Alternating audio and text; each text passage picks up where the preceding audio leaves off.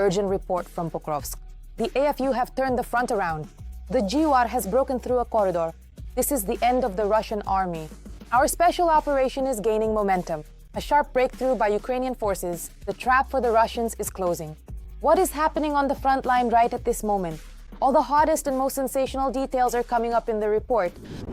Indeed, the enemy is being spotted in almost every block and district of the city. The most difficult direction, Syrsky and Budanov, are already there. The Pokrovsky direction remains the hottest spot of the fighting. But as Syrsky reports, the city is holding on. In the Pokrovsky Minorad agglomeration, our soldiers have to withstand the pressure of an enemy force numbering in the thousands, which continues to attempt to infiltrate residential areas and cut off our supply routes. However, there is no encirclement or blockade of the cities. We are doing everything possible to maintain logistics. But just how close are the enemy forces to encircling or blockading the city? Formally, the city is not encircled. Formally, yes, it is indeed not encircled, but in practice, the airspace is closed off, and it is virtually impossible to deliver equipment, ammunition, or personnel there, or to evacuate people back. Any vehicle traveling on that road is guaranteed to be destroyed. The width of the bottleneck needed to completely close this pocket is about 5 kilometers. The head of the GUR, Budanov, was also seen alongside Syrsky. It is assumed that he is personally involved in coordinating the defense. Mr. Syrsky went there solely to show that there is no encirclement. In other words, he proved all the Russian propagandists wrong. He came to the site and showed everyone that there is no encirclement, no ring. But again, we don't know how deep into the city he actually went. But still, the main objective lies elsewhere. The question is not about holding the city. The question is about buying time and allowing our troops to get out of this pocket, especially down there, to the south, at the bottom. When you look at this pocket, you can see that our units, our soldiers are there as well, to give them the opportunity to get out of the encirclement and, if possible, to take out as much equipment, vehicles and various types of weapons as they can. Budanov led the GUR airborne operation in Pokrovsk. Now combined groups from Special Operations Forces, Military Law Enforcement Service, Security Service of Ukraine and other Ukrainian Defense Forces units are operating there. It's not about having the GUR fighters completely stop the advance of the Russian army. The main point here is to buy some valuable time, whether that's a day, 2 days, 3 days, or perhaps even as much as a week, so that our troops and soldiers can get out of this dangerous encirclement situation more quickly and safely. Nevertheless, the situation in Pokrovsk does not prevent Ukrainian forces from successfully eliminating the occupiers in the city one by one. Ukrainian forces have held the city for more than 13 months since the moment, according to the Russians' plan, it was supposed to fall. But even with the loss of the city, Ukraine will not be defeated. Ukraine has gained time here for itself and for the Europeans. In other words, over these 13 months, we have gained time for weapons production, re-equipment, and a reassessment of strategy. The Russians, without exaggeration, have lost time. In other words, they have wasted time. Yes, they will capture this city, maybe this week, next week, or by the end of the month, and they will be extremely pleased about it. And yet, why has Russia intensified its offensive in this particular area right now? Pokrovsk has simply become, well, they're tired of showing it in the constant reports from the Russian General Staff in the Kremlin. I think someone there lost their temper. How much longer? You've been circling around it for 13 months. You have no successes. Do something already. And of course, the Russian military salute and are ready to sacrifice, well, I don't know, if they need another 10,000, they'll sacrifice another 10,000 Russian soldiers just to achieve a result. Because everyone understands perfectly well, if you deliver results, you can get a Hero of the Russian Federation star or a General's stripes. Right now, the enemy is throwing in everything they can. For Russia, the concept of cost does not exist. Every meter of land costs thousands of Russian lives. And all of it is just so the Kremlin dictator can put another check mark on the map. Urgent! Russia's hellish failure near Kupiansk. The occupiers' offensive has stalled, their equipment is burning, and their positions have been wiped out by Ukrainian strikes. Ukrainian defenders have shattered the Kremlin's plans to dust. What is happening right now at the hottest point on the front? Watch further. The situation in the Kupiansk direction remains difficult, but Ukrainian forces are confidently holding the defense and delivering precise strikes against Russian troops. Russian plans to reach the city center are now failing. Moreover, there is reason for cautious optimism, as even in the northern areas where they try to concentrate their forces, things are not going well for them now. Several precise and heavy strikes were delivered against them, as a result of which the offensive there has now stalled. The enemy is now being forced to change tactics. Instead of a direct breakthrough to the city center, the Russians are trying to bypass Kupiansk from the flanks. If anyone ends up encircled there, it certainly won't be the Ukrainian forces. There aren't enough Russians in the city or in the right positions to encircle anyone. Nevertheless, the situation of the so-called double aerial blockade remains. Russian drones are capable of attacking Ukrainian logistics while staying close to Kupiansk. However, Ukrainian drones are also delivering mirrored strikes against enemy infantry groups and equipment.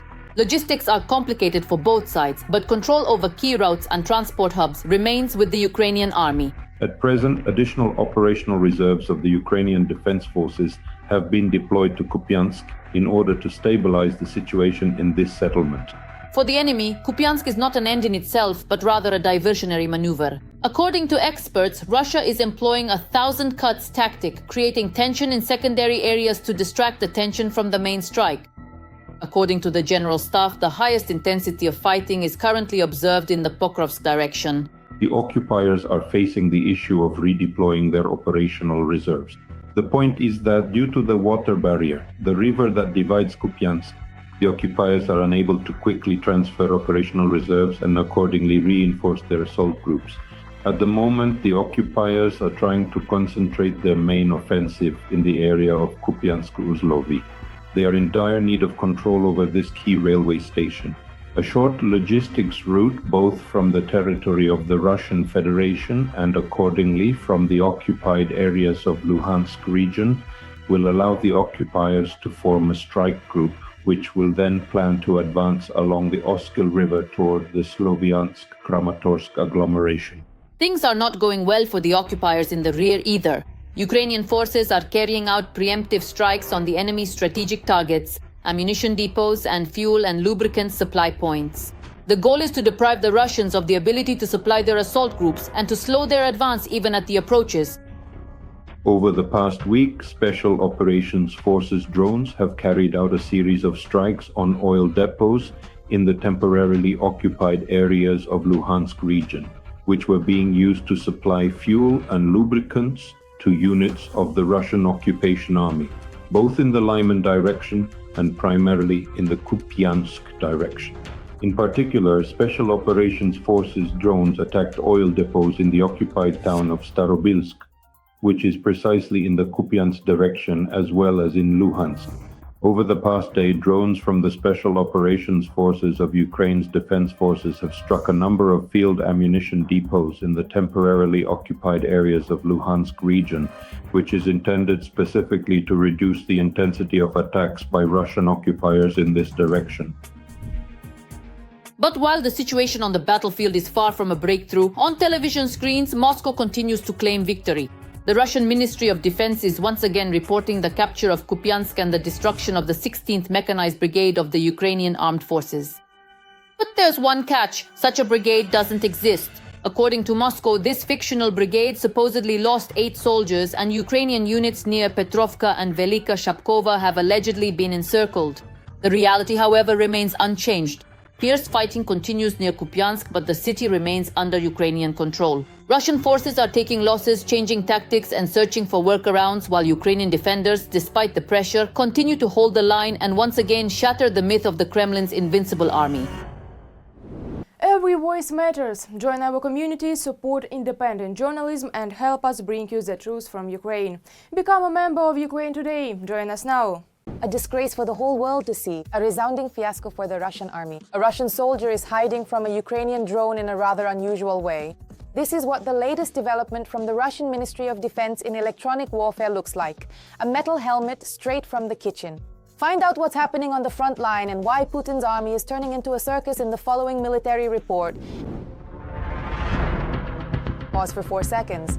The Saratov oil refinery has come under drone attack for the 4th time this fall.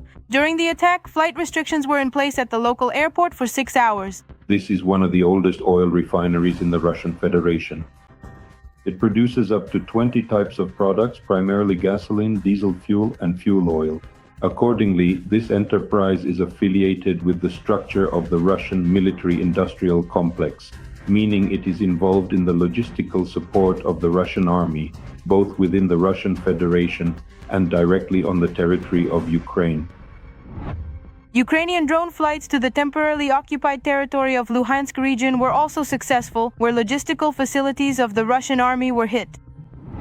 Russia continues its offensive in the Pokrovsk direction. The situation for the Ukrainian armed forces here is difficult, but under control. And these are shots of how Ukrainian defenders are meeting the occupiers there. These shots are also from the Pokrovsk district. In them, a Russian soldier uses a pot to shield himself from the operator of a Ukrainian drone.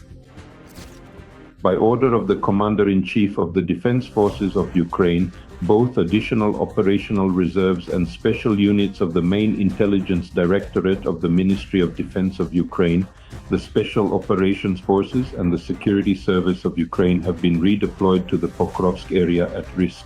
At the moment, according to operational data, the Russian side is preparing 2 bloody false flag provocations in Pokrovsk, the purpose of which will be to accuse the Ukrainian Defense Forces and the Ukrainian intelligence community of violating the rules and norms of warfare.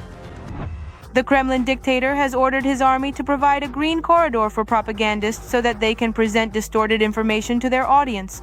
But it seems not everyone has enough imagination to create news. For example, ZAI propagandist Maxim Kalashnikov openly states that Russia is losing the war. A very untriumphant outcome. In fact, those specific goals and objectives that were originally set and established for us back in February of the year 2022, do you remember those particular goals and objectives that were set at that time? They will end up unachieved? Another piece of bad news for the Russian Federation, a Russian boat with a Wagner flag was spotted off the banks of the Narva River. The video was published by the Estonian Ministry of Foreign Affairs. The ministry jokingly wondered whether the PMC was heading for Moscow again. At the moment, it is the PMC Wagner group that is being used to destabilize the situation at the borders with NATO countries. First and foremost, these are the Baltic countries and accordingly Poland. Let me remind you that the presence of the Wagner PMC has been legalized on the territory of the Republic of Belarus, and this is within the legal framework. 2 North Korean soldiers who were captured by defense forces in the Kursk region in January of this year are asking to be sent to South Korea. The North Koreans are reportedly in a severe psychological state and have even attempted to harm themselves. They are fully aware that upon returning to North Korea, both they and their family members would be physically eliminated immediately. This is exactly the manual that was communicated to North Korean military personnel when they participated in combat operations directly on the territory of the Russian Federation during the confrontation with Ukrainian defense forces. That is why there have been cases of North Korean soldiers blowing themselves up to avoid being captured. The head of the Pentagon stated that the US and China will establish military cooperation to resolve conflicts. To this end, the United States and China will create new channels of communication between their armed forces. This is about preventing possible provocations against the state of Taiwan. It is not by chance that Trump stated that the Chinese side has been warned about the possible consequences and harm associated specifically with carrying out plans for a direct invasion of this state's territory. Therefore, it appears that the goal is to establish communications that will help avoid the creation of another so-called Cuban Missile Crisis, but this time in the Pacific region, that is, a confrontation between 2 nuclear powers. Germany has delivered Patriot air defense systems to Ukraine. This was announced by Ukrainian President Volodymyr Zelensky, who emphasized that every new element strengthening air defense brings the conflict closer to an end and reduces Russia's ability to continue air attacks.